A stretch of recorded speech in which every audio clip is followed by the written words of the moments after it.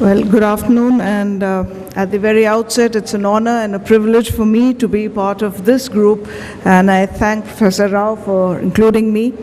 I'm going to talk of something which is not very common, but when it occurs and when you have to deal with it, it causes a lot of trouble for you as well as the child. And once we start dealing with children, we don't look at 1 in 50,000, 1 in 100,000 births. We look at the baby in front of us. And remember that for this child in front of you, it's really 100%. So it doesn't matter how uncommon it is and how less of a global problem it is, but for that baby and for that family in front of you, I think they deserve as much as we could do for other diseases. So the outline for today, I'll start with an introduction to the problem, how the children present, their management, challenges, and finally, probably a hope. Well, to introduce, we know Sturge-Weber syndrome is an encephalotrigeminal angiomatosis.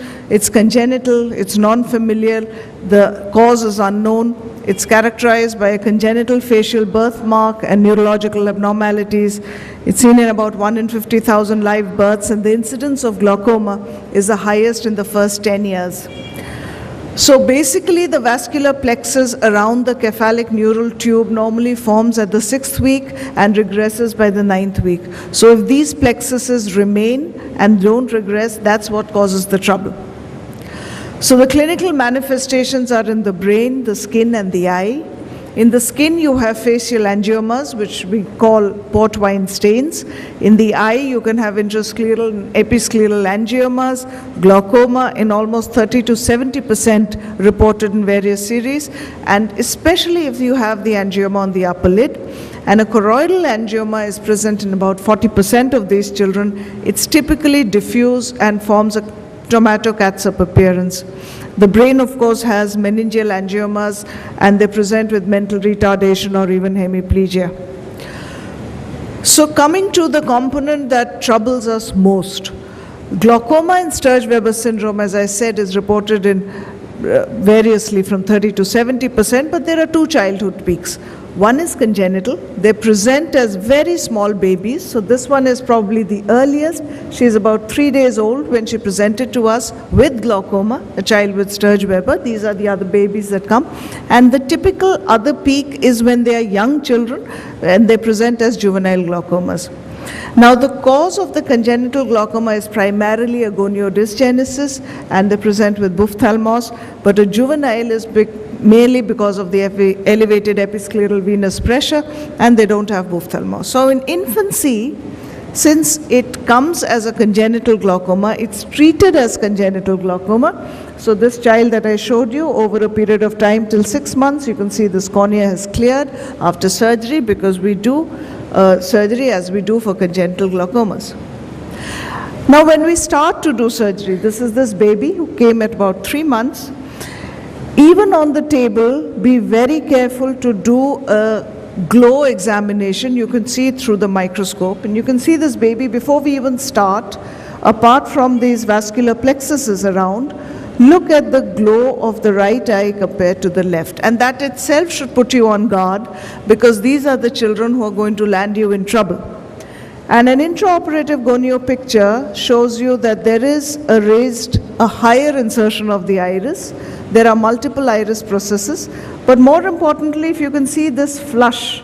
Now this is blood in the Schlemm's canal. That flush there shows you that this is going to be very, very troublesome to operate. But you can't leave them. You need to go ahead, but if you do a good examination under anesthesia before you start your surgery, you'll be on surer footing of what to do. So during surgery, we pretty much expected all that because we'd seen that. And on surgery, while doing the conjunctival dissection, you'll see the episcleral vascular plexus, which alerts you to the fact that it might be intrascleral as well, and do a very, very good cautery to be able to minimize the bleeding which occurs intraoperatively. So once that is done and the scleral flap is taken out, we do a trabeculotomy with trabeculectomy, which is the standard now, but you can see as soon as we've de-roofed the Schlemm's canal, you see this gush of blood. But we knew it would happen, so you don't panic, because you've seen it on the gonioscopy before you started surgery. and you just let it flow. And once it flows out, then the Schlemm's canal can actually be cannulated as usual without too much of a trouble. So if you go in and you deroof the Schlemm's in the right place, you can take in your trabeculotome, complete the trabeculectomy, and carry on as you would for other congenital cases. Older children with raised episcleral venous pressure, we always try medical management, but our options are limited. The usual drugs don't really work too much, and usually surgery is required, and once you start with surgery, multiple surgeries are required. So this boy has been with us for a very long time now, and I can't keep count of the number of surgeries that we've done. Now the problem of that, all this seems to be very straightforward glaucoma. The problem is the specter of choroidal effusion. Intraocular pressure lowering by any means apparently causes choroidal effusion. So it's been reported after even drugs, laser, surgery, of course. And the problem of that is that there are leaky capillary network of angiomatous lesions. This leak causes an effusion, and once there's an effusion, it's likely to cause an overlying exudative retinal detachment as well. So the question is, now that we know it happens, can we prevent it? So there are no clear-cut answers. Posterior sclerotomies was one thing which was propagated, but more and more articles are coming out questioning the need for doing it with modern microsurgical techniques. What is usually done is lots and lots of viscoelastic, maybe even ligating the tubes which are valved. And these are the measures. Sometimes you use an AC maintainer. The AC maintainer makes it a little messy because everything starts coming out then. It's very difficult to do a trabeculectomy then. So we use restrictive sutures, but nothing really works very much. Now this little boy, I call him our watershed case. The previous story is he came to us when he was 5 years old. He was already being treated for glaucoma. There was no mass lesion on the ultrasound. We did a trab. There was a shallow effusion. It resolved. And then he was okay for 4 years, and then we went in and did an AGV. Day 1, flat AC. Day 3, we had to reform with viscoelastic. Day 7, there was flat AC with kissing choroidals again. But then this resolved with steroids and atropine, and we thought, okay, this is a complication which happens, but never mind. He was stable for a year, and then the IOP started rising again. There was a thick fibrous encapsulation. You can see that around the AGV plate. And so we went ahead and excised the fibrous capsule, reformed it with viscoelastic. He was okay for a day, and then he had this peripheral choroidal effusions, and we thought, never mind, we'll give him steroids and go away. But it didn't go away. And it kept getting worse and worse over a period of time until this entire retina came and stuck behind the lens, and we didn't really know what to do. Research literature, there were reports of anti-VEGF treatment, and then we saw an interesting thing of oral propranolol. Just 2 reports at that time. In one it had worked, and in one it had not. We chose propranolol because it was given routinely for infantile hemangiomas, which apparently regressed it. We didn't wish to enter the eye. We took an opinion from the cardiologist and carefully monitored it. And lo and behold, this horrible thing started receding back in just a couple of days. And in 4 weeks' time, the retina was completely flat and back, only with the use of oral propranolol and nothing else, and no intervention whatsoever. So in December, we subsequently published this in the JAMA, but in December, this is what he is. This is the last time that we've seen him. He's on regular follow-up. And you can see there still is a watermark of the choroidal effusion down there, but we've managed to salvage him. So did we miss a diffuse choroidal hemangioma? That was the first point. We pulled out his baseline pictures, and somewhere I think surely we did. I think that's where we erred. If you see just one eye, you're going to miss a choroidal effusion. The take home would be, please look at both eyes simultaneously with your indirect. Only then you'll be able to find out a classical difference in the glow of both eyes. And if you see diffuse choroidal hemangioma, you need to anticipate choroidal effusion, which is going to occur postoperatively. So these are just the reasons or the hypothesis, nobody really knows how or why it works, but these are the reasons given. It interferes with the endothelial cells, vascular tone, angiogenesis, and apoptosis. In hemangiomas, histologically cavernous and capillary vascular networks involute, and it's possible that even in the choroid, similar to infantile hemangiomas, the vasoconstriction occurs, apoptosis occurs in proliferating endothelial cells, and there's an inhibitory effect on the viability and proliferation of the hemangioma.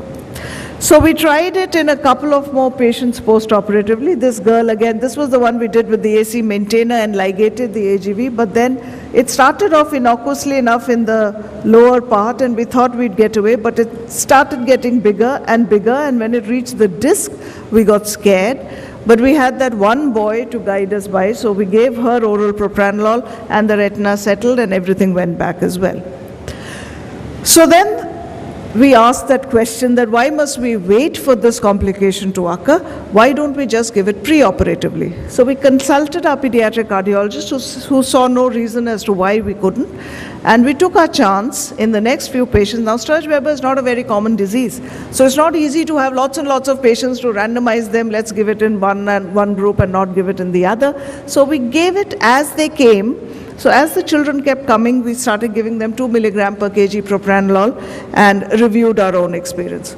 So what I'm going to present is our experience of Sturge-Weber syndrome with glaucoma. We pulled out about 29 patients from our database between 1997 to 2015. 4 were lost to follow-up, 1 we've already reported, so I'll be presenting 29 eyes of 24 patients.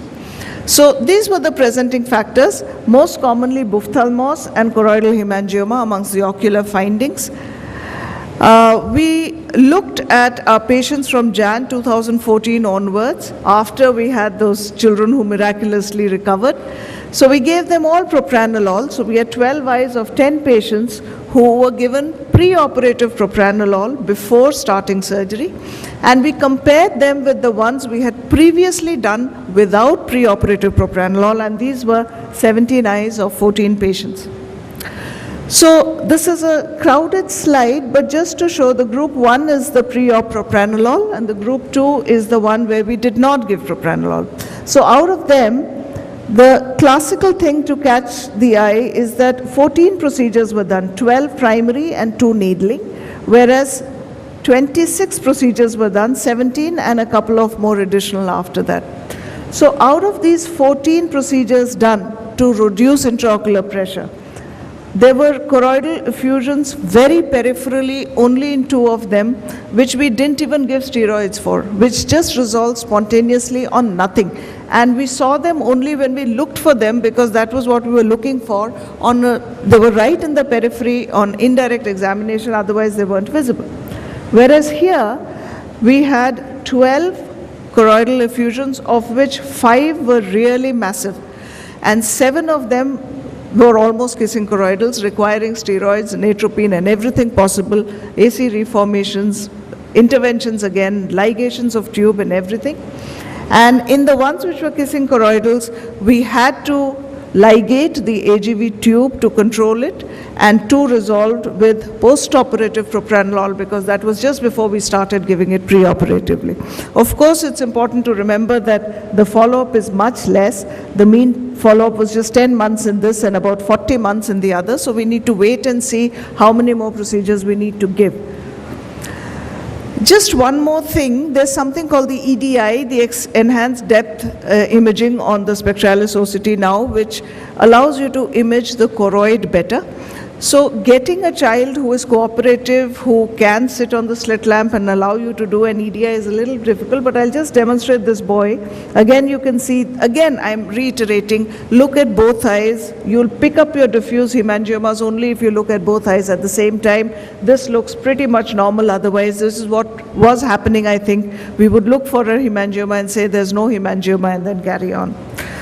So when we operated, we gave him propranolol. This is now you can see on the EDI, the posterior border is almost not delineated. It's so thick. It's about 635 microns, and the normal is about 165 microns. This is the normal choroid, the left eye. And then we did surgery, and you can see post-operatively, nothing. It was absolutely normal. This is with propranolol, of course. His vision is fine. His pressures have come down without all medications and no complications with that. Now, to see the effect of propranolol, we started off with 635. And 1 week post-op, it has risen a little bit. Post-operatively, I would expect some amount of edema. To say that there's no edema at all would be fallacious. The next thing that we'd like to do now is to look at the effect of propranolol on the choroid without doing surgery. That will probably give us an answer as to whether the choroidal hemangioma is involuting or not. And once we started tapering, again the choroidal thickness also started coming down. So we are not very sure of whether or not propranolol has actually involuted it before we went in and did surgery. We were curious to see what happens to the other eye. It was pretty much the same throughout all follow-up. So maybe normal choroidal vasculature does not respond to propranolol at all. It is the angiomatous blood vessels which involute and probably become smaller. Now, of course, we are not there as yet. What dose, how long? 2 milligram per kg per day in children with infantile hemangioma is the standard of care now. And it's slowly tapered as the effusion resolves. Now, what is the optimal dose for the indication that we want? And is it possible that lower dosages may be effective without adverse effects? Though touch wood, we haven't had any adverse effects of propranolol as yet. And when should we start it? 1 week, 2 weeks, 4 weeks? These are answers that we have to get to. So basically, to summarize, glaucoma associated with Sturge-Weber syndrome is a difficult condition to treat, and often the neurological problems make the diagnosis and management even more problematic. Though the disease is uncommon, we must remember that for the child and parents in front of us, it's 100% incidence, and we give them our 100% too. Thank you.